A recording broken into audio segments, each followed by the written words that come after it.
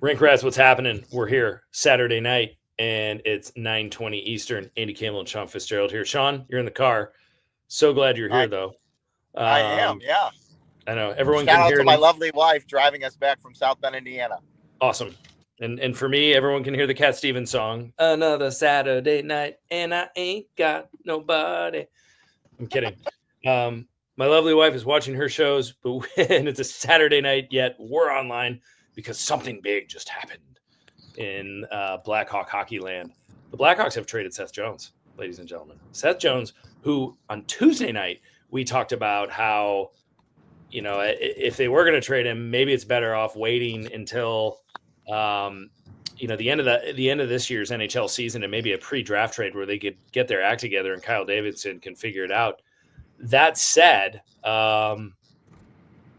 it's crazy that they that they got this off, and it did happen. So Seth Jones is gone, ladies and gentlemen.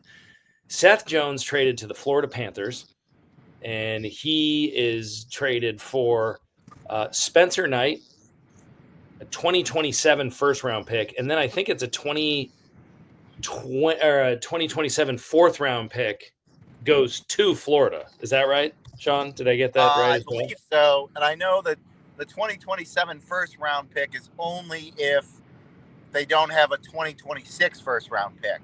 Then it pushes a year. If they have a 2026 first round pick, the Hawks get that. Got it. Okay. So, yeah. So the Blackhawks receive Spencer Knight and a 2026 first round pick or 2027 first round pick. We're not sure. Yes. Okay. Well, the Blackhawks just posted it 49 minutes ago. They said a 2026 first round pick, so we'll see. 2026 first round pick. The Blackhawks get that. They get Spencer Knight. The Florida Panthers get Seth Jones and a 2026 fourth round pick. And the Blackhawks for the next 5 years are going to be eating $2 million of Seth Jones's current. Yeah, it's like 26.3% of his contract or something. Yeah, so roughly $2 million. Yeah. So anyway, initial reaction, Sean, what do you think? I mean, he's gone. He's out of here. Seth Jones, who's had a hot mic lately, is out. So what do you think? What's your take? So I think Davidson made the best of a bad situation. First of all, like Seth Jones, last week said he wanted out, and then he ripped the team after another loss, which he was terrible in. And Kyle Davidson was like, all right, he wants out. He wants to go to a contender. I think it was a great deal because not only did Davidson maximize getting Spencer Knight and the first round pick, but he also did right by Seth Jones. Yeah. Which Seth Jones wanted to go to a contender, wanted to go to somebody who aligned with his playoff window. And Florida, defending Stanley Cup champion, went to the Stanley Cup the year before. They need a defenseman. And it worked out that Matthew Tkachuk is on LTIR for them. Yeah. So they were able to fit him in. So it was perfect. I absolutely love the deal. Yeah. Well, I'm sure Seth Jones is absolutely thrilled, first of all. Yeah. I mean, this is a guy who's going to an immediate cup contender right away. You know, he's super excited. And he's been very vocal. Ever since the Four Nations Cup, he's been very vocal about how he's ready to move on. So I'm sure he was more than excited to accept this with his no trade clause and just say, yeah, let's do it. The big question here for the Blackhawks now, we talked about how important it might be for them to get a, kind of an NHL player right now. They are getting an NHL player right now, but it's not exactly what we thought it would be. No. It's a goaltender. Now, Spencer Knight, very highly touted first-round pick for the Florida Panthers, 13th overall in the 2019 NHL entry draft, was supposed to be their goalie of the future, is still a damn good goalie. This year, he's, played second fiddle to Sergei Bobrovsky, who won the Stanley Cup with the Florida Panthers last year as their starter. But he has played in 23 games this year, and his save percentage is above 90. And a 2.40 goals against average. So this is a pretty good goalie coming into town. Yeah, it really is. And he had to go down to the AHL this year, kind of, find himself. He came back up. He's been great. It also, in the long-term thinking, and I'm sure Eric Andrews talked about it in his analysis article on the Rink.com. Yep. Good call. Eric wrote a really good piece, folks. His analysis on the trade on the Rink.com. Make sure you check it out. Anyway, continue, Sean. So this move sets the Hawks now have a gluttony of goalies at the NHL level, and maybe it's a precursor to another deal, because could be Peter Mrazek could be an upgrade for a backup to a contender or somebody who needs another goalie with some term. They now have Spencer Knight, Arvid Soderblom, Laurent Brossoit, who everyone forgets about, but he's seen it all this season. He's taken the whole year off. And then obviously Mrazek. So now they're in the position to trade another goalie, and it takes the pressure off Drew Comesso having to be ready next season. Adam Guyan, who's struggling at UMD. Like, it takes the pressure off those guys. Because now they have, theoretically, Soderblom's been very good this year. Spencer Knight, very good this year, or above average, I should say. 2 above average goalies now next year as your tandem. And then you don't know what Brossoit even brings to the table. So maybe they'll run with 3 goalies. Well, I don't know. It's interesting you say that, Sean, because, I mean, right now, and just looking at the salary cap, I mean, Brossoit is still on the books next year at $3.3 million. No one knows what his injury is, how bad it is, when he might actually suit up for the Blackhawks. Mrazek is on the books next year for $4.25 million. And Spencer Knight right now is their highest paid goalie. He makes $4.5 million. Wow. And yeah, he's their highest paid goalie. And so now you got to figure out with RFA Soderblom what to do with him too. So now, to your point, the gluttony of goalies, is this a precursor to another move? And it might be. Maybe Peter Mrazek is out of town. Maybe they're going to sell high on Soderblom right now. That's another option right now. I mean, someone might be interested in him. But I guess, and the other thing that I wanted to bring up with you, Sean, is, but what does this do defensively right now? Because all of a sudden, whether or not you think Seth Jones is a top pairing defenseman, he's a top pairing defenseman on this team who's not doing very well. No. And so now all of a sudden he's just, you actually do lose a pretty damn good hockey player. You lose a skater, and you did not return a skater. You did get another first round pick. The Blackhawks laundry list of first round picks continues to get bigger. Now they've got 2 first round picks this summer, 2 first round picks next summer. Both late. Those could arguably be chips that you can trade. But what is going to happen defensively right now? Because Jones is, I mean, that is a pretty big loss when you think about it.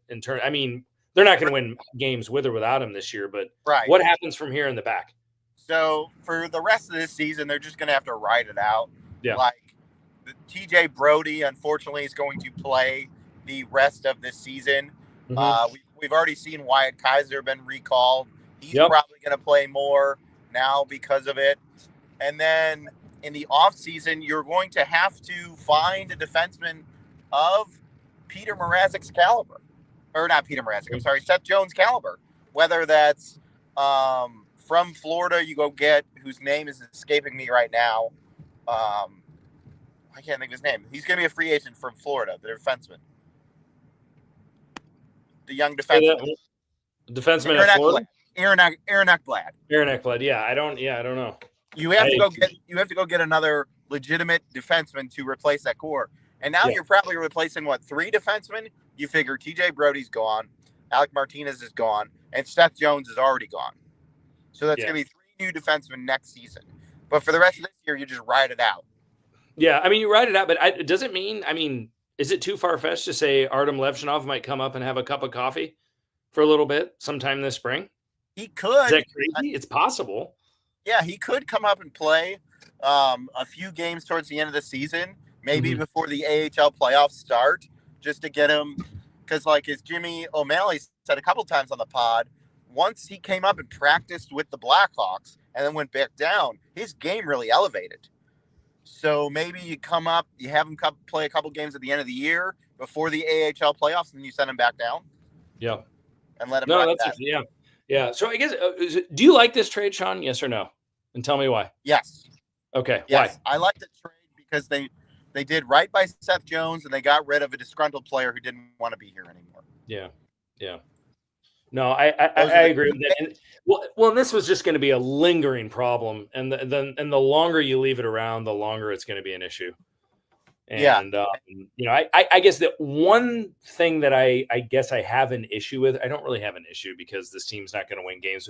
I was hoping that when you dealt Jones, there would be a proven NHL skater that would somehow be included in it. But I guess if you're not sold on Soderblom, Mrazek, his best days are behind him. You get a 23-year-old goaltender whose best years might be ahead of him. Yeah. And will be more than ready to take the cage with a young team and get ready to go. And it does take a lot of the pressure off Comesso. I mean, I'm sure Comesso doesn't love this trade. No. But at the same time, I mean, if those guys are your 1 and 2 of the future, that takes some of it off. And as you mentioned, Adam Guyan has been struggling at Minnesota Duluth, and he's only a freshman. Yeah. So, I mean, he might, for all we know, he'll be at Duluth for at least 2 more years. If not, he could be 3 more years at Duluth for all we know. Right. So you do need to start to backfill that goalie position so you open up more possibilities to acquire better talent, both defensively and offensively. So, well, and think about this too. Like if you're trading if you were going to trade Seth Jones to a contender, right? Yeah. A contender more than likely is not going to trade off their roster of players they need, unless they had like a gluttony of position players where they were subbing guys out or something like that. They're not going to do that. The only reason Florida made it work is because of the Kachuk injury. So like it kind of was just like the perfect storm. Yeah, and Davidson in their laps. his return. Yeah, and now Kachuk will come back. They'll go for another run. Good for Seth Jones, I guess. To your point, this is what he wanted. Now, another question. Now an A becomes free. Seth Jones, alternate captain. Yep. Is it Connor Bedard's time now to put an A on his sweater? Are we there, or does it go to someone else, or do they just leave it blank? I think it goes to somebody else. I don't think they put it on his sweater because there's already an immense amount of pressure on the kid. If they're going to do it, you do it in the off season. You talk to him about it. You say, "Look, this is the move we want to do. We think you're ready to take it." Because think about it, like they put an A on his sweater now. There's going to be a new coach. Is a new coach going to have to then continue to put an A on his sweater as opposed to what if the new coach is like, I don't want the kid to have it yet. I don't want that extra pressure to be on him. Yeah. So I think they leave it blank or they put it on. I don't know. Maybe TJ Brody gets it. Or oh God, why would they give it to TJ Brody? I don't think it's not going. It's going to go to a veteran of some sort. Yeah, it's not going to go to. You're not putting it on Nazar. You're not putting it on Slag. You're not putting it on any of those guys. No. So what about Donato? I don't know. Unless if you're planning on keeping Donato around, I don't know. We still don't know what they're going to do with Donato. But no, you don't know what. But it may Donato at least now. You could Davidson can focus all his trade deadline attention on Ryan Donato. Mm-hmm. Yeah, because he's got the Seth Jones Black Cloud out of town. Yep, that's true.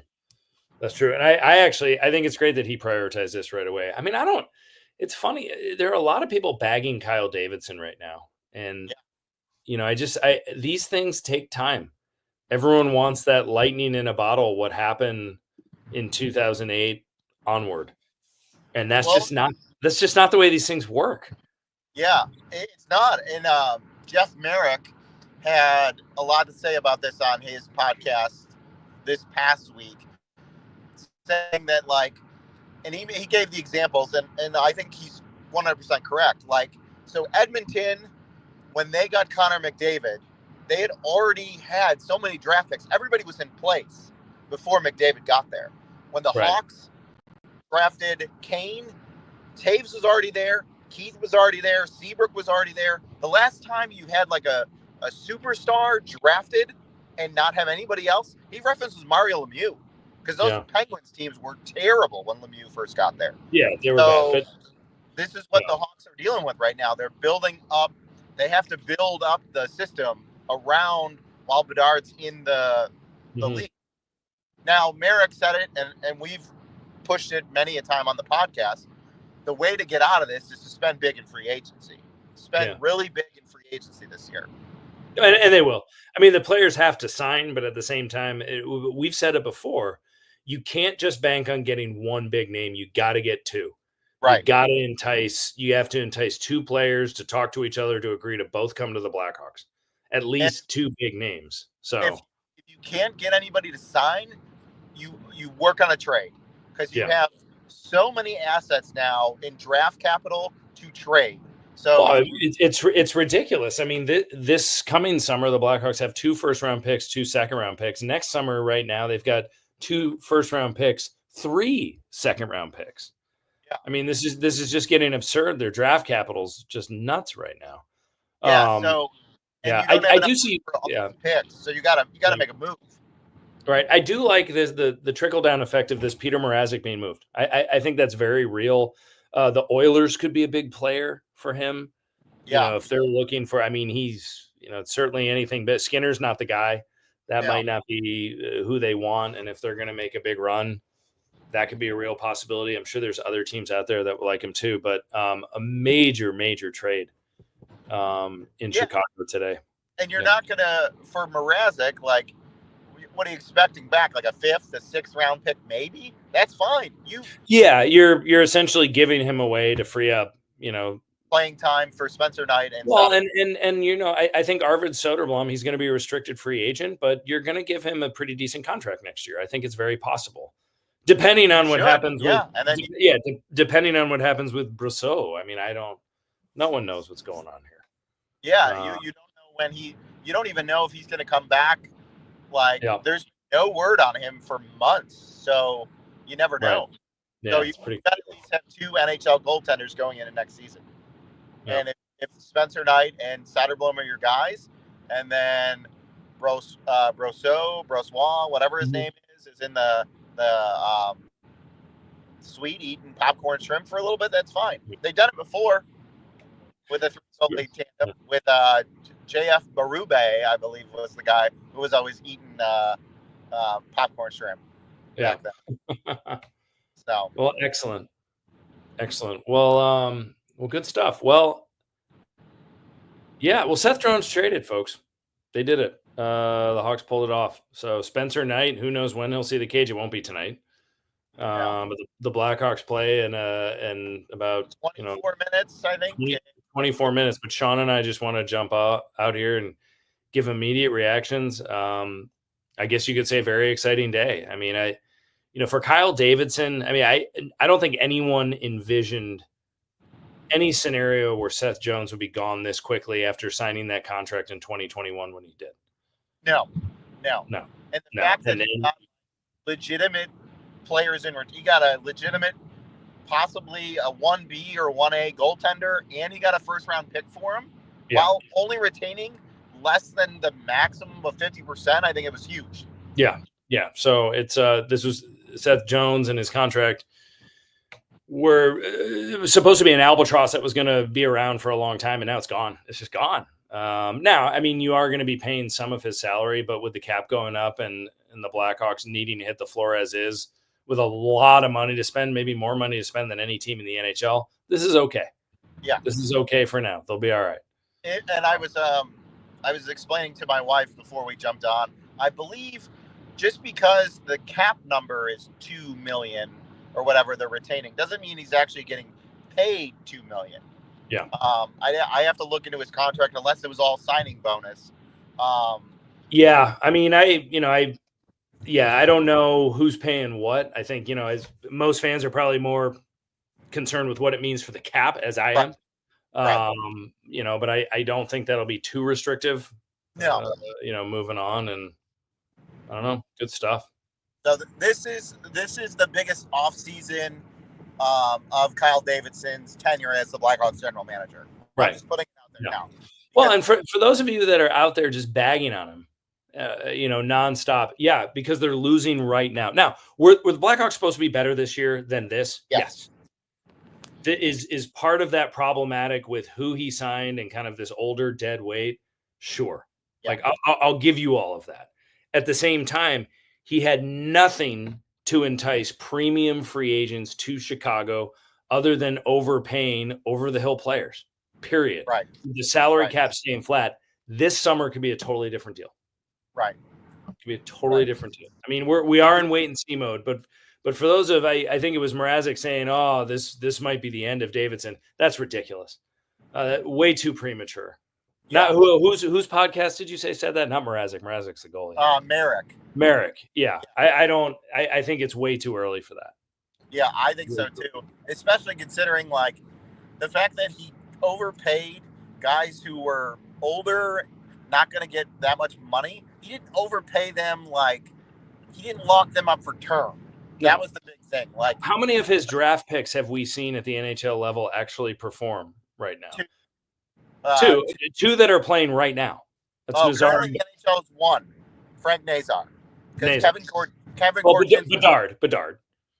Bedard, yes. But Korchinski was from his first draft, and Nazar was from his first draft. Right. So we can't even make any determinations on how he's drafted yet.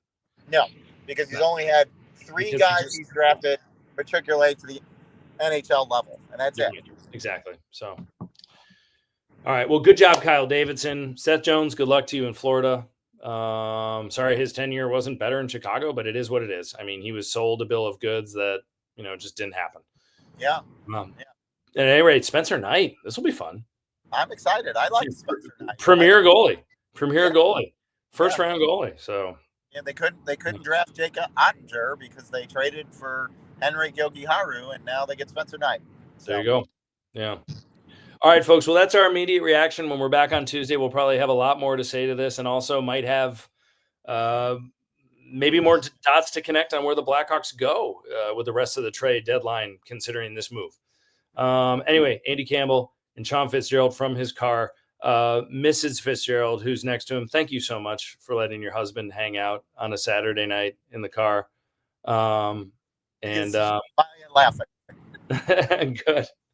Well, have a great night, everybody, and we'll catch up with you all later.